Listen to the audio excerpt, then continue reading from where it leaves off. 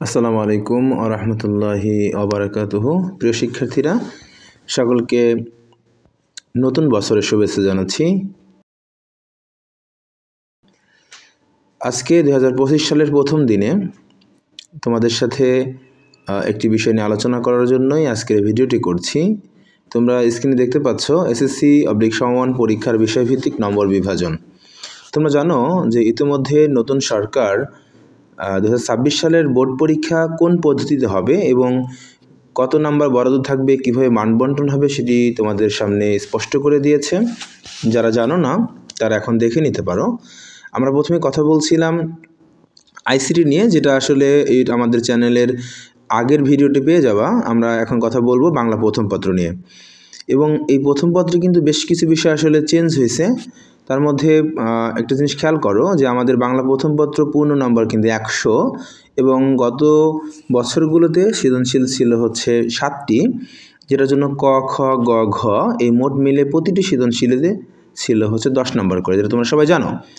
কিন্তু এবছর কিন্তু সৃজনশীল 7টি থাকবে না, সৃজনশীল থাকবে হচ্ছে 5টি। আর প্রথমে দেখো যে সৃজনশীল প্রশ্নের জন্য 50 নম্বর বরাদ্দ থাকবে। এই 5টি সৃজনশীলের জন্য 5×10=50 নম্বর। তবে বর্ণনামূলক প্রশ্নের জন্য থাকবে 20 নম্বর। অর্থাৎ তোমরা কিছুদিন আগে যেটা পরীক্ষা দিলা, একটা প্রশ্নের মধ্যে বিভিন্ন পার্ট ছিল, সেই পার্ট ভিত্তিক যে প্রশ্নগুলো, অর্থাৎ বড় একটি প্রশ্ন থাকবে এবং সেটাকে তোমাদের বানিয়ে লিখতে হবে। যেমন এটা দুটো পার্ট থাকতে পারে, প্লাস যেমন ধরো ক প্লাস খ 3 + 7, অথবা একই প্রশ্নের 4 + 6 এই মিলে 10। তো এভাবে সৃজনশীল থাকবে 5টা আর বর্ণনামূলক 2 পার্টে থাকবে হচ্ছে 2টি প্রশ্ন। তো 10 × 2 = 20। এই মোট 70 নম্বর হচ্ছে বড় লিখিত, আর বহু নির্বাচনী বা MCQ থাকবে হচ্ছে 30টি, যার জন্য নাম্বার বরাদ্দ হচ্ছে 30 নম্বর। এবার খেয়াল করো যে প্রতিটি সৃজনশীল নাম্বার 10, এটা আমরা আগেও বলে ফেলেছি। প্রতিটি বর্ণনামূলক প্রশ্নের নাম্বার 10, প্রতিটি বহু নির্বাচনী প্রশ্নের নাম্বার 1। এখন আসো যে সৃজনশীল আসলে কোন অংশ থেকে কয়টা থাকবে। যেমন বিগত বছরের বইয়ে মোট গল্প ছিল হচ্ছে 15টা, এবার হয়তো এতগুলো থাকবে না। আমাদের ইতিমধ্যেই সিলেবাস সরকার দিয়ে দিয়েছে। আমরা অন্য একটা ভিডিওতে সেটা নিয়ে কথা বলবো যে কোন কোন গল্প আসলে আছে আর কোন কোন কবিতা আমাদের বোর্ড পরীক্ষার জন্য আছে, সেগুলো আমরা অন্য ভিডিওতে দেখব। তো একটু জানিয়ে দিচ্ছি, সৃজনশীল থাকবে গদ্য অংশ থেকে 4টি সৃজনশীল, আর কবিতা অংশ থেকে থাকবে 4টি, মোট 8টি সৃজনশীল থাকবে। আর গদ্য অংশ থেকে ন্যূনতম উত্তর করতে হবে কয়টা? 2টা। আর কবিতা অংশ থেকে ন্যূনতম 2টি করে মোট 5টি সৃজনশীলের উত্তর দিতে হবে। এখন আসা হলো বড় যে মৌলিক পার্থক্য, সেটা হচ্ছে একদম লাস্টের পয়েন্টটা খেয়াল করো, সহপাঠ। তো সহপাঠ এখানে কিন্তু নাটক ছিল এবং উপন্যাস ছিল, এবার কিন্তু নাটক নেই, শুধু উপন্যাস থাকবে তোমাদের। এবং নাটক অংশটিকে বাদ দেওয়া হয়েছে। আর উপন্যাস অংশ থেকে মোট বর্ণনামূলক প্রশ্ন থাকবে 4টি থেকে যে কোনো 2টি প্রশ্নের উত্তর আসলে করতে হবে। এই ছিল হচ্ছে আমাদের বাংলা প্রথম পত্রের মানবন্টন। আমরা একটু এর আগে আমরা দেখেছি যে নাটক থেকে কিছু MCQ থাকতো, উপন্যাস থেকে থাকতো। তোমাদের কিন্তু এবার উপন্যাস থাকলেও উপন্যাস থেকে কোনো MCQ পড়তে হবে না, শুধু পড়তে হবে হচ্ছে গদ্য থেকে 15টা MCQ, কবিতা থেকে 15টা MCQ, এই 30টা MCQ থাকবে।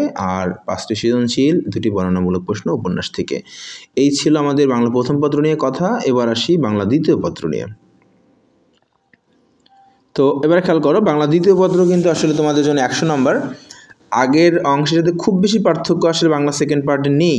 তবে তীর চিহ্ন দিয়ে দেখো, বাংলা সেকেন্ড পার্টের মধ্যে তীর চিহ্ন দেখতে পাচ্ছ নীল কালি দিয়ে লেখা, এই বিষয়টি কিন্তু আগে ছিল না। ইন্টারমিডিয়েটে আমি যখন 2019 সাল পর্যন্ত বিভিন্ন কোচিংয়ে ক্লাস নিতাম, একাডেমিক কোচিংগুলোতে আমি ইন্টারমিডিয়েট পড়াতাম, তখন কিন্তু ইন্টারমিডিয়েটে এই বাংলায় অনুবাদ ছিল। অর্থাৎ ইংলিশ একটা টেক্সট থাকতো ইন্টারমিডিয়েটে, যেটা বাংলায় ট্রান্সলেট করতে হতো। এটা কিন্তু SSC লেভেলে এবার অ্যাড করে দেওয়া হয়েছে। তো কি কি থাকবে আমরা এক নজরে দেখে আসি। রচনামূলক অংশ থাকবে 70 নম্বর, বহু নির্বাচনী থাকবে 30 নম্বর।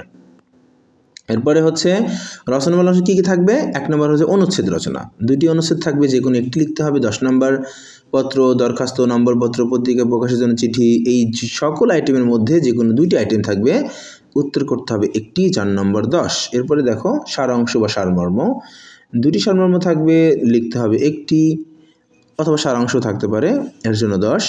ভাব সম্প্রসারণ থাকবে দুইটি, লিখতে হবে একটি, এটার জন্য 10। এগুলো আসলে গত বছর সব ছিল।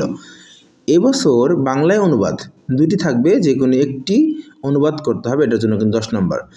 আর এই যে অনুবাদটা কোথা থেকে প্র্যাকটিস করব, ইংলিশ ফর টুডে, অর্থাৎ তোমাদের যে ইংলিশ বইটা আছে, যারা ভালো করে ইংলিশ বইটা ভালো করে পড়বা, ভালো সুন্দর করে ট্রান্সলেট করতে শিখবা, তাহলে কিন্তু এখানে 10 নম্বর তুমি অটোমেটিক ফ্রি পেয়ে যাবা।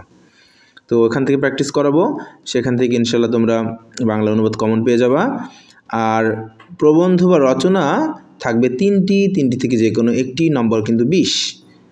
আর এমসিকিউ থাকবে 30টি। ব্যাকরণ অংশ থেকে বাগধারা, বাক্য সংগঠন, প্রবাদ প্রবচন, এই পুরো ব্যাকরণ যে পার্টটা এবং কিছু মুখস্থ অংশ, এখান থেকে মোট 30টি এমসিকিউ থাকবে। এই সব মিলে হচ্ছে রাইটিং অংশে রচনামূলকে 70 এবং এমসিকিউতে 30, এই মোট মিলে হচ্ছে 100 নম্বর বাংলা দ্বিতীয় পত্র। তো আশা করি সবাই বিষয়টি বুঝেছো। তারপরেও যদি কোনো বিষয় নিয়ে কনফিউজড থাকো, তাহলে আমাদের সাথে প্রশ্ন করতে পারো, কমেন্টে জানাতে পারো যে কোনটি বুঝতেছো না, তাহলে সেটা আমি বিষয়টি ক্লিয়ার করে দিব। ভালো থাকো সবাই। আর এরপরে কোন সাবজেক্টের ভিডিও তোমরা চাও বা কোন সাবজেক্ট সম্পর্কে জানতে চাও, সেটা আমাদের কমেন্টে জানালে আমি সেই বিষয়ে তোমাদের জন্য ভিডিও তৈরি করব। তো সকলে ভালো থাকো, আল্লাহ হাফেজ, আসসালামু আলাইকুম ওয়া রাহমাতুল্লাহ।